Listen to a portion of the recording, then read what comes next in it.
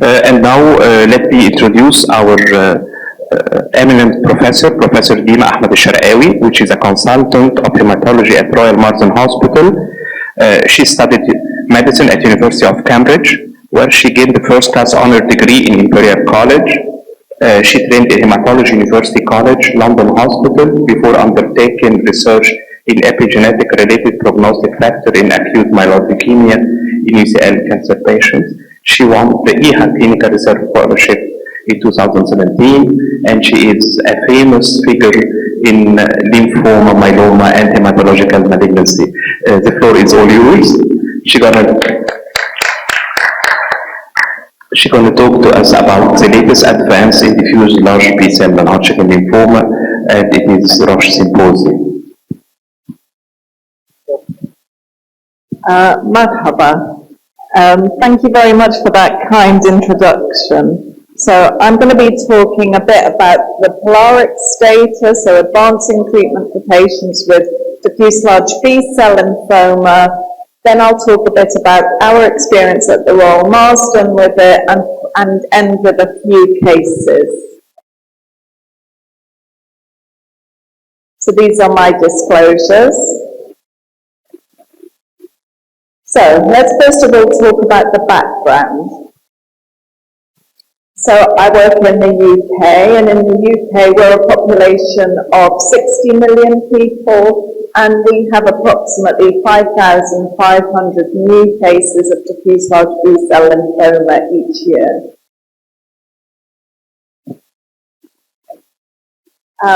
So median age between 65 to 74, that age group. And I think everyone is aware that CHOP has been the standard of care for decades, followed by R-CHOP in the last 2 decades, leading to a substantial improvement in PFS. But since then, there hasn't been any changes to the standard of care, with R-CHOP remaining the standard of care despite a number of new trials. That was until the POLARIX study was published earlier this year. So I think probably all this audience are aware that polatuzumab, is an antibody drug conjugate. So the antibody targets CD79B, and it's conjugated to a chemotherapy, the vedotin, which is the same chemotherapy that brentuximab is attached to. And it's already got proven safety and efficacy in the relapsed refractory setting in combination with rituximab and bendamustine. But this study, the POLARIX study, was looking at it in combination with R-CHOP. So in the UK, just to set the context for you all, before we had the access to R-Polatuzumab, our standard of care for the majority of patients was R-CHOP chemotherapy. In those that were more frail, that we were worried about full dose anthracycline, we would give them mini CHOPs, so dose reductions of the chemotherapy. In those that we wanted to avoid anthracycline altogether, we would give RG-CBP. And on the other end of the spectrum, those with very high IPI disease, those that we were particularly worried about, that we weren't going to successfully treat and cure with R-CHOP, we would give R-Codox-M, R-IVAC based on single-arm phase 2 study using that combination. But obviously that adds a lot of intensity and toxicity to the patient. And then if patients didn't respond or they relapsed shortly after, really for us the question was, did we think that these patients are going to be fit enough for stem cell transplant with salvage chemotherapy beforehand or not? And if they were, we would give them a salvage chemotherapy, and our standard first-line salvage is RGDP. And if we felt that they weren't going to be fit, the more frailer patients, then we would give them R-Bendapola. For those that responded to salvage chemotherapy, we would go ahead with the transplant, the consolidation autologous transplant, and for those that didn't respond, we would have access to CAR-T in this third-line setting.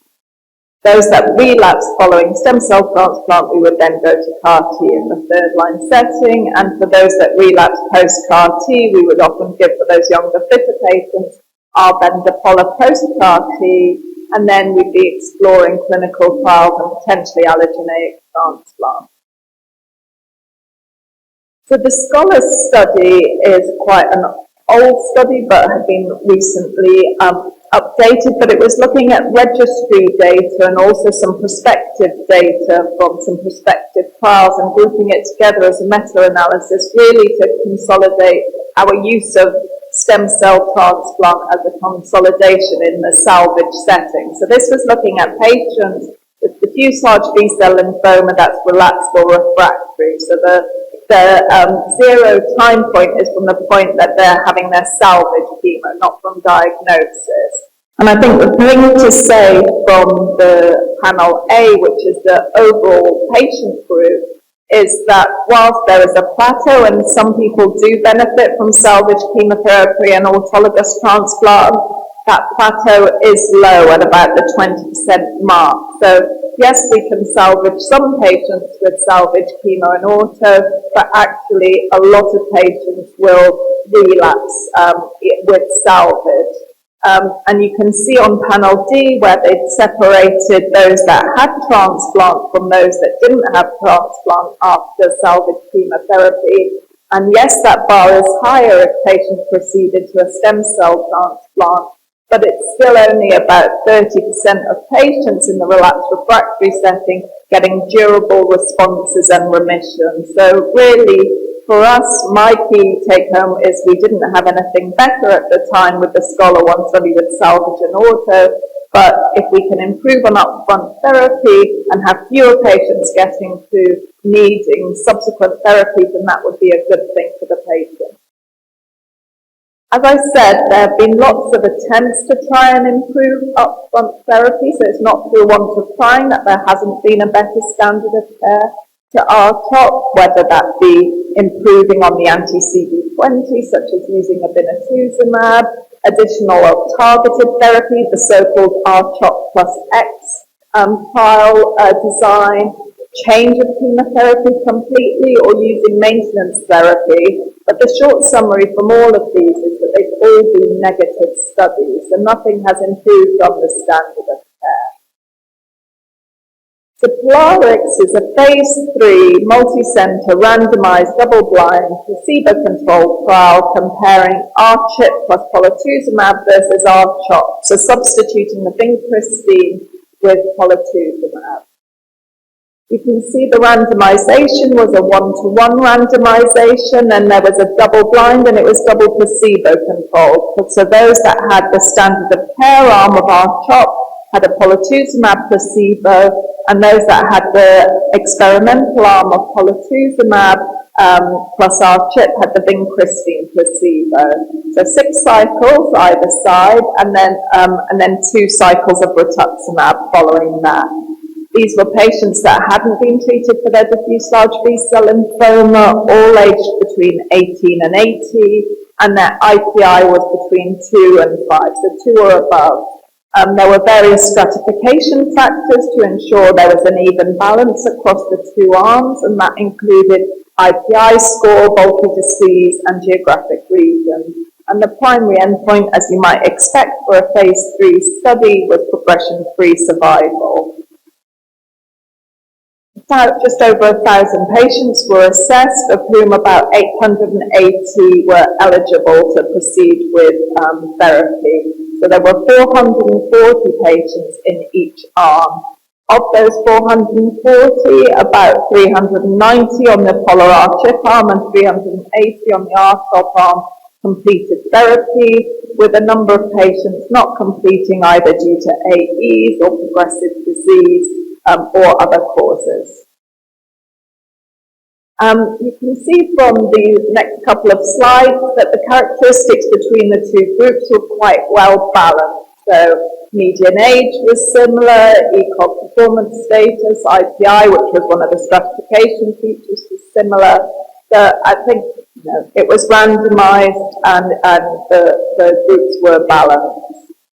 Similarly, for some of the more poor prognostic groups, so the number of extranodal sites, quite balanced. And then when we look at some of the genetics as well, relatively balanced between the two cohorts as well. Not everyone got tested for cell of origin or whether they were double hit or triple hit. But in those that did, there were very few double hit and triple hit lymphomas, but it was balanced between the two groups. So let's talk about the primary endpoints, the progression-free survival. So in terms of events of either death, disease progression or relapse, there were significantly fewer events in the polar R-CHIP arm, with 107 in the polar R-CHIP arm versus 134 in the R-CHOP arm. And that led to a 24-month progression-free survival rate of 76.7% in the polar R-CHIP arm versus 70.2 in the R-CHOP arm. And this is the Kaplan-Meier curve showing this. So this is statistically significant, and there's a 27% risk reduction in a progression-free event, so in either progression or death, between the polar R-CHIP and the R-CHOP.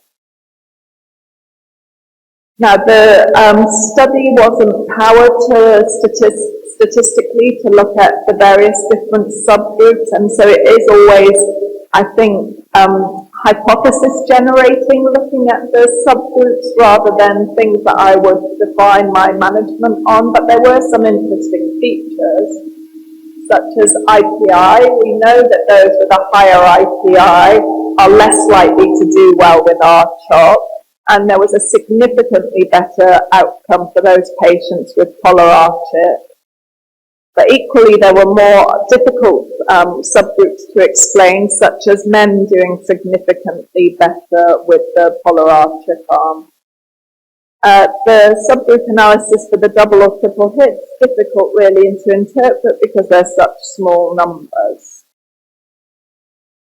There's no difference in overall survival, and this may partly be that it's a relatively short follow-up for patients that are newly diagnosed diffuse large B-cell lymphoma, and that also partly reflects where this study was taking place, that a lot of these patients will have access to CAR-T and other therapies in subsequent trials, or a standard of care that may mean that they're likely to still survive at that point, but having subsequent therapies. And I think this is a key slide that's important, particularly when you're thinking about, as I've heard over the past week, that you might not have access to bispecifics and CAR-T in this time here, that actually significantly fewer patients needed subsequent lines of therapy. So 133 patients out of the 440 in the R-CHOP arm needed further lines of therapy compared to 99 in the polar R-CHIP arm. So in terms of safety, majority of patients that started the therapy completed the full 6 cycles of treatment. So it was around 90% in both arms. We're used to giving R-CHOP. We've been giving it for 20 years, and it wasn't a big change to give polar R-CHIP. And the majority of patients indeed completed all 8 cycles with the subsequent 2 rituximabs as per protocol. And the dose intensity was over 99%, so very few dose reductions. In terms of AEs overall and numbers of AEs, they were similar across the 2 arms. The grade 5 AEs, the deaths, again, similar across the 2 arms, with 13 deaths in the polar R-CHIP arm versus 10 in the R-CHOP arm. And if we look at the specific types of AEs, they were fairly well balanced across the 2 arms. So one of the concerns and adverse events of special interest was peripheral neuropathy, because we know that polatuzumab can cause a neuropathy, and that was partly why they substituted the vincristine with the polatuzumab, and it was fairly similar rates and severity of neuropathy between the polar R-CHIP and R-CHOP arm. There were slightly higher rates of neutropenia and severe neutropenia and febrile neutropenia in the polar R-CHIP arm, but I think initially when they opened this trial, GCSF wasn't mandated, but then it was strongly recommended when they saw this signal, but it didn't lead to an increased number of infections or infectious deaths. And so these are the grade 5 AEs, the causes of death for those 23 patients, with some having sepsis or infection, cardiac causes, or organ toxicity as well, or organ impairment related to their disease. And then in more detail about the peripheral neuropathy, here you can see that it was fairly well matched, but also importantly, when treatment was complete, actually every patient or the majority of patients, their neuropathy resolved with a median time to resolution of 4 months in the polar R-CHOP arm compared to 4.6 in the R-CHOP arm. And this was an interesting subgroup analysis of the POLARIX study. So you'll remember I told you that it was for patients aged between 18 and 80. But in this subgroup analysis that was presented in Lugano this year, they focused solely on the patients that were 70 to 80 to see if there was either an enhanced safety signal that was concerning, or equally whether there were any changes in efficacy, as we know that efficacy can be affected by age.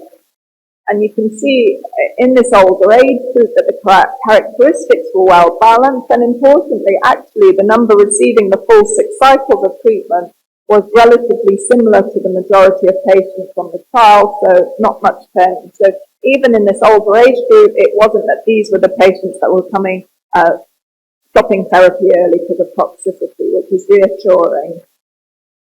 And similarly, very reassuringly, that these patients still did significantly better than the R-CHOP arm with a hazard ratio of 0.64. Again, smaller numbers, of course, of about 140 in each arm, but statistically significant improvement in progression-free survival. So now we have had access to R-CHOP routinely as standard of care in the UK since March of this year. And so we have replaced R-CHOP as our standard of care for diffuse large B-cell lymphoma for those patients with untreated diffuse large B-cell lymphoma that have got an IPI between 2 and 5. Not everyone is going to fit into this cohort, so those that have particularly the localized disease or IPI1, we would still give R-CHOP. Those who aren't fit for anthracycline, so that we would be giving RG-CDP, we're unable to combine tolituzumab with that, so we would still give that. And those that were particularly worried about high risk for CNS involvement, we might still consider R-CHOP MRI back. And primary mediastinal lymphoma, we would still give R-CHOP 14. But for the vast majority of patients with diffuse large B-cell lymphoma, we now give R-CHOP as our standard of care. The other change for us in our pathway is following the results of ZUMA-7. We are now, for those high-risk patients with diffuse large B-cell lymphoma, so those that are refractory to their upfront therapy or relapse within 12 months, able to give them CAR-T in the second-line setting. But those that don't fit that criteria, we still follow that same pathway I showed you earlier. So let me talk to you a bit about the Royal Marsden experience with R-CHOP. So we're over 2 sites. This is the front of our central London site, and the Royal Marsden was founded in 1851, and it was the first hospital open solely for the treatment of cancer patients, the first hospital in the world to be an oncology-specific hospital. So as I say, we've had access to it routinely on the NHS since March of this year, but had access to it a couple of months beforehand as Roche were giving it on an expanded access scheme slightly before we had routine use of it. And as I say, it becomes standard of care not just for our hospitals, but our surrounding hospitals and indeed the country. So we've treated 33 patients so far with this. I should say that at the Marsden, we don't get so many patients with untreated, uncomplicated disease. We tend to look after patients with relapsed refractory disease. So those that are referred to us that are untreated tend to be those that veer on the later stages. They've got very unusual presentation or very high IPI. So we definitely treat with our population, if you like, are skewed towards the worst prognosis. So for the first 22 patients we've treated, so up until July of this year, median age similar to what was presented in the clinical trial, but you'll see that the range is slightly wider. So we've gone younger than 18, we've treated a 17-year-old, and we have gone up to 86 with some planned dose reductions of chemo, but keeping the full dose polatuzumab. So of those 22, 14 male, all have been advanced stage 3 or 4 with a median IPI of 3. We routinely in our histology check the cell of origin by immunohistochemistry. And so of those 22, 5 had non-germinal center, 17 germinal center, of whom 9 had transformed follicular lymphoma. So our response rate, our CR rate with those first 22 patients has been 59%, with a PR of 32% in the cohort, and only 9% primary progression. Now, obviously, the efficacy and the durability of the efficacy is not very long, seeing we've only had routine access to it since March, but we've only had 1 death in the cohort of 33 patients. And you can see the progression-free survival for the 22 patients that have had a scan so far. And actually, as I've kind of alluded to already, we haven't seen a big difference. We're very used to giving R-CHOP, so we haven't noticed a difference in the safety for R-Polychip. It's been very easy for us to move from R-CHOP to R-Polychip. We've been used to giving polatuzumab with BR. The only difference really for us has been that our daycare unit where patients have R-CHOP or R-Polychip now is only open for a fixed number of hours during the day, and it's quite logistically challenging to give the full R-Polychip on day 1 of cycle 1, where we've got the extra long rituximab, so we tend to give that over 2 days, so that we give the rituximab on 1 day and then the Polychip on day 2. But from cycle 2 onwards, we give it all in 1 cycle. We haven't seen an excess of infections, but we've always given GCSF primary prophylaxis, so we've carried that on with our Polychip. We found the GI toxicity manageable, and similar to what was seen on the trial, yes, we get a cohort of patients that get neuropathy, but it's all grade 1, and it's all resolved on cessation of therapy. So to end with, I'm going to talk about a few case studies. This is our newly built and newly opened, it's only been open for a couple of months, outpatient unit in our second site of the Royal Marsden, so we're all still getting used to this, but this is where our patients being treated in Sutton will have their R-Polychip. So I'm first of all going to talk about a 54-year-old gentleman who came to us in January of this year. So he was one of the first patients we treated with our Polychip. This gentleman didn't like to go to doctors and probably delayed seeking medical advice until the very end. He'd been getting quite a lot of symptoms for about 6-7 months before presenting to hospital. So he'd had body pain since May the year before and started developing these symptoms, and actually in the end left it so late he just went to his local hospital's accident and emergency, and he was admitted under the general medical team where he had a CT scan for investigation of all his symptoms and was found to have various abnormalities on the CT scan, including a bladder mass, lung nodule, bony lesion on scan, and actually whilst he was in hospital, he developed a cranial nerve 6 palsy. He ended up having a bone biopsy. That was the easiest site for them to access, and that was shown to be diffuse large B-cell lymphoma, germinal center subtype with no mixed translocation by FISH. You can see the PET scan on his left showed widespread disease throughout his body with a number of extranodal sites, and we were really quite worried about him. He was transferred as an inpatient to our care once the diagnosis was made. As I said, we had access to our Polychip on the expanded access scheme, and given how advanced stage he was, we were really wanted to give him the best treatment, so we applied for R-polychip, which was granted, and you can see on the PET scan on the right, he achieved a complete metabolic response with the R-polychip. He had 2 admissions during the treatment. So the first one was whilst he was in already for when he first presented and transferred over to us, and we kept him as an inpatient, mainly because of the burden of disease. We were worried about tumour lysis, so we wanted to give him respirocase prophylaxis to prevent tumour lysis when we first started treatment.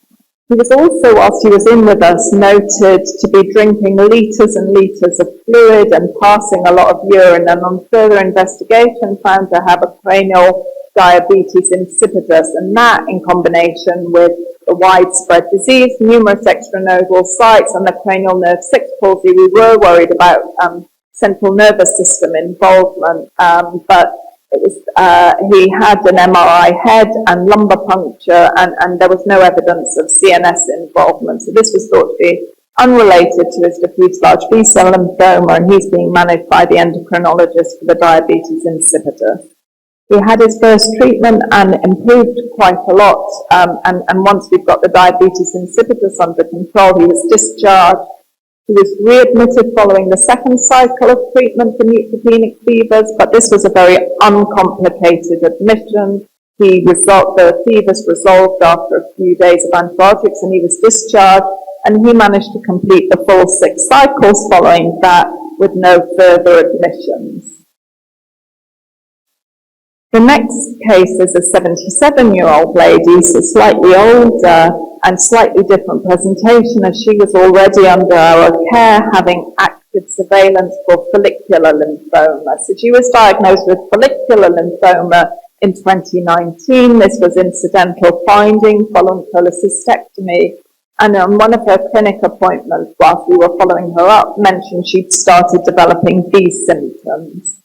So she had a PET scan, and we used the PET scans in follicular lymphoma to help direct our biopsies, and then subsequent biopsy of a site with a higher SUV showed high-grade transformation earlier this year. In terms of relevant past medical history, she had breast cancer about 30 years prior, and also had pancreatic insufficiency, for which she was taking enzyme supplementation. So we, again, were very keen to give her the R-polychip, to give her the best outcome, but we were worried about her previous anthracycline for treatment for breast cancer, and also her baseline echo showed some evidence of a reduced ejection fraction and pre-existing heart failure, but it was fairly mild, and we felt comfortable with dose reductions of anthracycline, but otherwise full dose treatment. So she had R-polychip with some chemo reduction, and she tolerated the full 6 cycles. As I said, she was 77, but similar to that older age group that was presented in the Polaris study, actually tolerated the R-polychip very well. She did get a grade 1 neuropathy, but as I said, with all our patients, we've noted that it does resolve shortly after cessation of therapy. And you can see her before and after scan. So obviously the one on the left, the before scan, we can't be 100% sure which disease is diffuse large B-cell and which is follicular lymphoma, but she had a complete metabolic response at all sites following the R-polychip.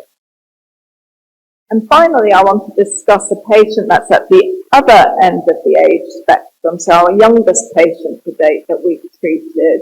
So this is a 17-year-old male who had a 2-month history of some abdominal discomfort and weight loss, and biopsy, once he'd had the investigations that showed the widespread abdominal lymphadenopathy, showed an EBV positive diffuse large B-cell lymphoma.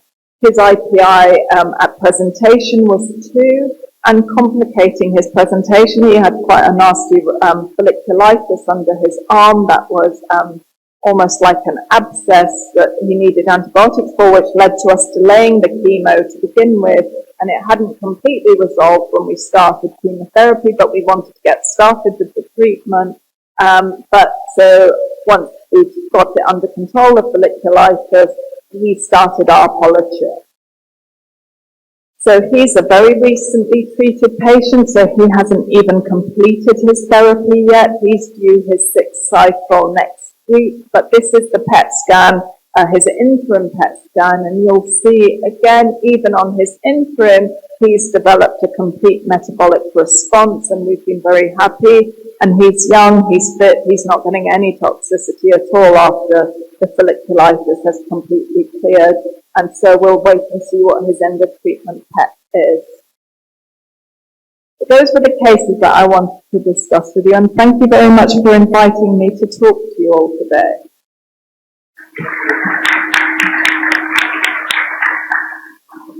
Thank you so much for this elegant presentation, and the floor is open for a few questions. Professor Lobna. Dina, thank you so much for your very comprehensive presentation. My question related to Polaris.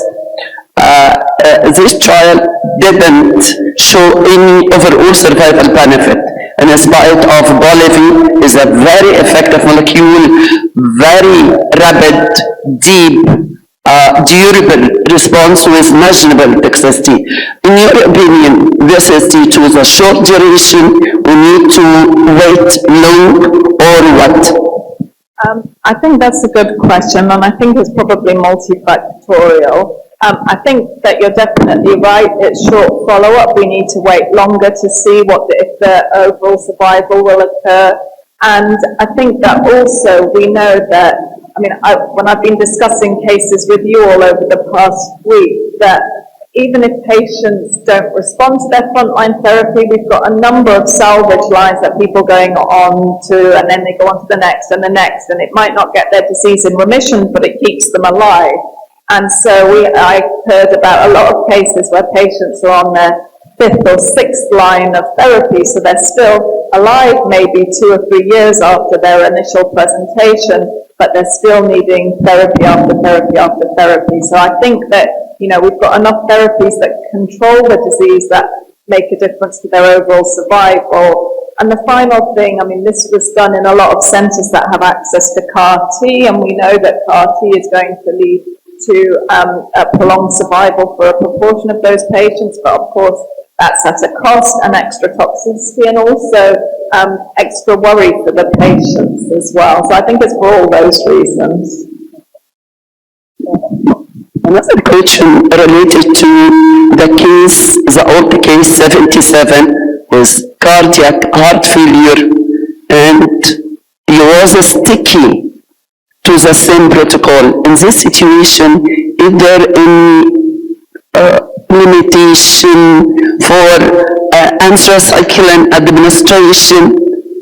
Your opinion? I think that's a good question, and I think it kind of, to a certain extent, relates to the first one, that I knew for a 77-year-old, we've got one chance of treating her, but she's not going to be fit for subsequent lines of therapy. And so I wanted to give her the best treatment. And yes, I guess it is a risk. She's had anthracyclines before. We had dose reduced it significantly. And in those patients that start off without a perfect cardiac function, we'll probably repeat echoes after every 2 or 3 cycles, just to ensure that we're okay carrying on. But for her, I wanted to give her the best treatment I could to try and avoid needing therapy again in the future.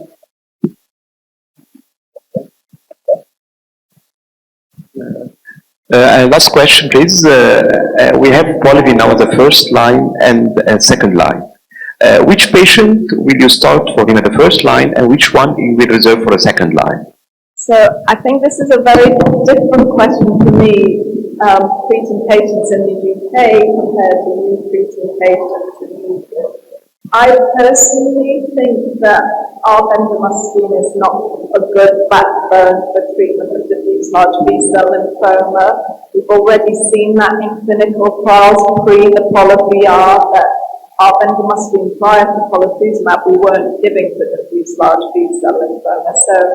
And you see that in the clinical trial, and we've also in the UK published real-world evidence that polatuzumab in combination with rituximab and bendamustine does get very good responses, but a small proportion of people will get durable responses with the combination. So I would be giving polatuzumab with my best chemotherapy backbone, and we know that R-CHOP is a very good chemotherapy backbone. It stands the test of time. I think there's no doubt that cost for an individual is a big factor in this country, which we don't have to consider in the UK. And so I would focus, if I was focusing rather than on all patients, on the older patients who I only want to treat once. I would focus on the non-germinal center patients, the patients that we know are less likely to do well with R-CHOP chemotherapy, and those with the high IPI. So those that we know don't do as well as the average patient with diffuse large B-cell lymphoma. Thank you so much. We really appreciate it, and by this we come to the end of our hematology oncology session. Thank you so much.